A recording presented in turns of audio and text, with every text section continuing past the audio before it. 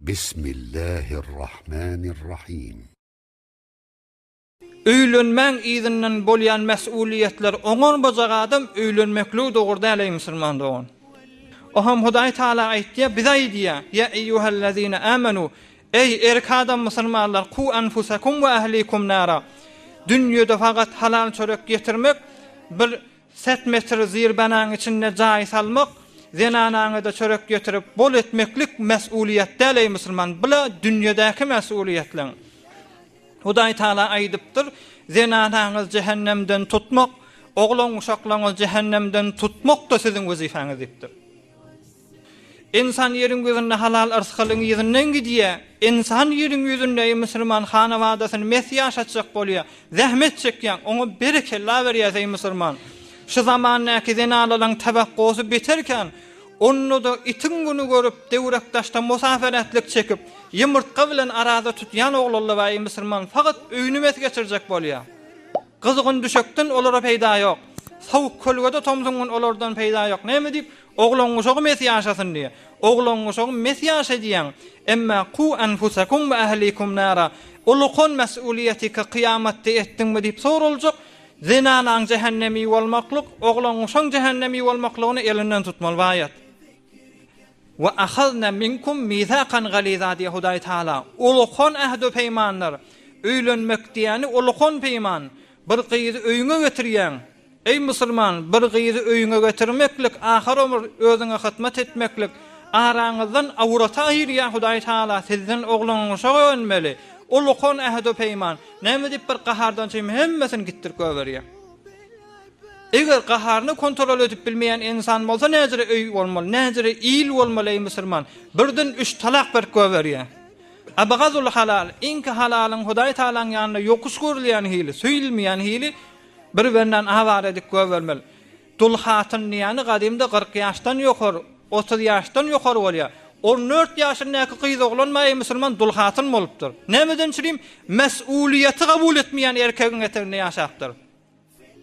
Ýöne faqat öz hoşysynyň ýerine bolup, "Qu anfusakum we ahlikum nara." Gabatdan göz ýaş dökmerey musulman ata boljak bolsa, ata diýeni arkasynda dag durmaly. Emma oglan uşaklaryna ýysat bildirmeli, arkadan dua etmeli, on halal lokmasynyň üstünde işleýişi ýalyk terbiýetiniň üstünde de işlemeli. Hudaý Taala tawsyrmaly.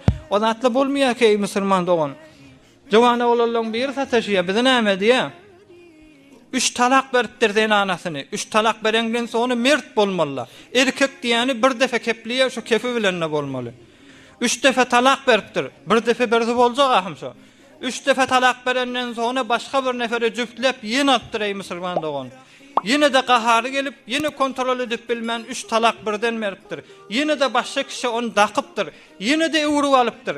Üçüncüsini talak berip ýene alypdyr. Ýene de talak beripdir ey musulman. Näme diýmeli şoňa? Hani hayaty şu oglanyň? Han iffet ýok ki bu oglanyň ey musulman dogan. Zenanasy oňmuň ýatagyna aýlanıp, faqat öz zenanasyndan çyrym. Jemiýe janawarlar düşse gözüge hemiyetlik bolar doňuzdan özge. It diýjekdirsiň hemayeti bar musulman dogan. Hudaý Taalaň mahlukatyň içinde 18 000 alemiň içinde 6 000 däne Hudaý Taala heýwan ýaradypdyr. 6 000 alem ha. It bir alemy şoň. 6 000 alemiň içinde birji alem, o da doňuzyň aleminde gaýrat ýok. Namysçylyk ýok. Galan heýwanlaryň hemmesinde namysçylyk bolmagy. Näme diýip 3 defe 3 talak beripdir. Ýene düşeden anan aljak bol biz ataşy ey musulman. Näme diýmeli şoňa? Hudaý Taala aýtmadymy? Faýzuhunna gaharyň geldi wagda aýt şoňa. Wahjuruhunna fil madaji. Bolmajak bolsa näme? Bolmajak bolan suwatuna judaýat diýipdir. O bolmajak bolsa wazribuhun wurjun diýipdir. Ýeniş diýipdir. Sen zenanany hyýabanyny awar edip göwermeklikden ýenişmeklik goway musulman. Ýene de näme diýär? Sual etdiýär da 3 talak berenden soňra men it ýalyk ökünýän ýa özüni içetýär musulman dogan. Eşrefe mahlukat. Adam bolup adam gadryny bilmeýän, onun ýöne otlap beren mal ýaşy. Sözlänle söz manasyny bilmeýän, onun ýöne sözlemeýän lal ýaşy. Bir insan iki özüni it ýaly diýip bir zenanadan çyrym. Bir hayaçlykda kıyamet golaylarına welede zina kan boljak diýipdirler. Welede zina näzire kan boljak. Namysçyň bolan kişi bolup başga kişi men nekan edecek diýip 3 talak bilen ýatýa. İnki zanan güýçlüsi, inki zınan günäsiniň kärligi, fahşasynyň kärligi eğer hele talak berip ýene bileje nikasyz ýaşamak diýip.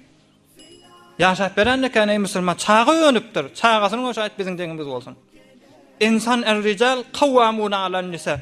Kepledin demey musulman, öýde bir nefer keplemäne ijazasy ýok.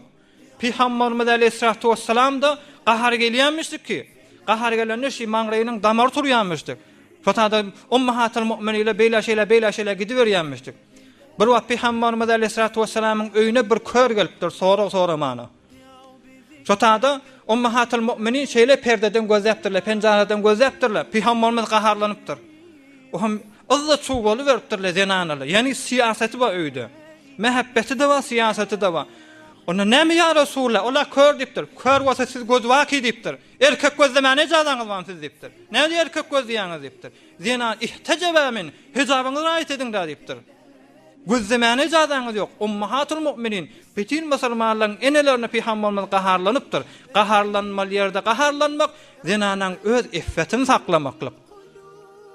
Bir nahara garynça düşmesin dip döwrak taşyna sıfıraň taşyna näme etýäň? Pudr sepýäň. Sen şekeriň çüçüňe garynça düşmer ýalyk pudr sepýäň. Ýataňda öz ýüzüňe gonmar ýalyk, siňe gonmar ýalyk häşere koş sepýäň. Zenanaňa döwrak taşyň näki latlar gonmar ýalyk isprisi fikada siýasatyny saklamaly musulman dogan. Şu erkeklik er-rical kawwamuna alan nisa. Erkek hanawada öz keplemel. Gurur diýdik däl ki, gülüşmelerde gülüşme sıfıraň başyna keyf edip gurrun etmeli behterin zatlar. Emma din we kıyamet ýanjak ýerde näme etmeli? Şuhy beşuhy otada. Bir rahim bolmaly diýdik däl. Bir jaý şmat meselen şu mübarek mescid damdyr ýa-da mübarek mescid damdyrsa şonu kuleň bilen ýykybermek akylmy ýok. Şu damdyrýan ýerini suwamalla. Zindigi desen gaharyň gelýär bir ýerinden zindigini ýykmaly ýanak ki üç talak berip kölle zindigini ýykyp goýbermeli. Ýok, muşkili hal etmeli, çareci bolmaly. Zindigiň saraşyby ýa serbalaýysyny özüňe kontrol edip ýollan çykmaly. Hoşgurlugda sen zindigiňi kontrol edişiň ýadak, narahat gullugda, gahar gullugda zindigiň kontrol etsen, şo kıyamatda sana bereketli boljak. برای مشاهده ویدیوهای بیشتر به کانال یوتیوب سخنرانی های علماء ترکمن سر بزنید، مشترک بشید و منتشر کنید، اجر ببرید.